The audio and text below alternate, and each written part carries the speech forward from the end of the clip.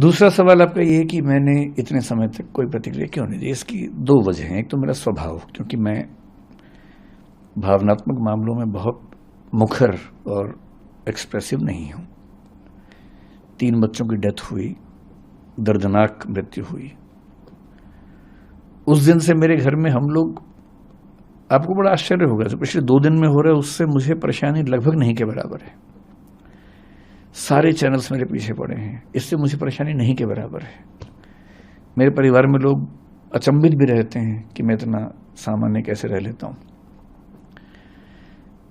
मुझे ज्यादा चिंता दूसरी बात की है कि 3 दिन से हम घर में जब बात करते हैं या सोने जाता हूं, नींद के नजदीक पहुंचता हूं, तो बार बार एक इमेज बनती है कि जब पानी भरा होगा तो उन बच्चों पर क्या गुजरी होगी।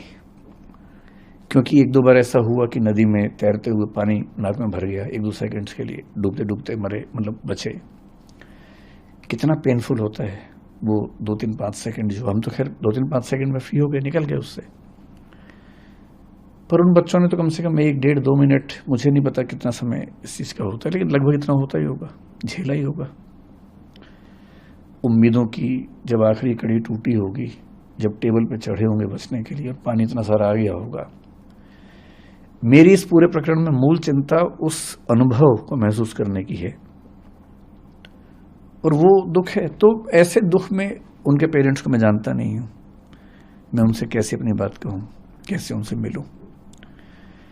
दूसरा, जो विद्यार्थी इस समय आंदोलन में है, उनकी सारी बातें जायज हैं, लेकिन वो जिस उम्र में हैं, जिस गुस्से में हैं, थोड़ा सा ये भय भी होता है कि अगर हम जाके बात भी करें तो उस समय वो पूरी बात सुनेंगे या नहीं सुनेंगे। अच्छी बात है कि आज ऐसे 3-4 बच्चों से मेरा मिलना हुआ है। मैं भी एक मीटिंग से आ रहा हूँ, एलजी साहब ने बुलाई थी मीटिंग, उसमें कुछ बच्चे भी आए हुए थे और कई इंस्टीट्यूट्स के ऑनर्स भी थे, दिल्ली सरकार के आला अधिकारी भी थे, डीडीए से, एमसीडी से, फायर डिपार्टमेंट से, चीफ सेक्रेटरी दिल्ली सरकार के वो भी थे। तो वहाँ थोड़ी सी बच्चों से मेरी, मतलब 1-to-1 नहीं, लेकिन हाँ मीटिंग के दौरान बातें हुई। अब मुझे लगता है कि वो सहजता है, हो सकता है कि मैं आज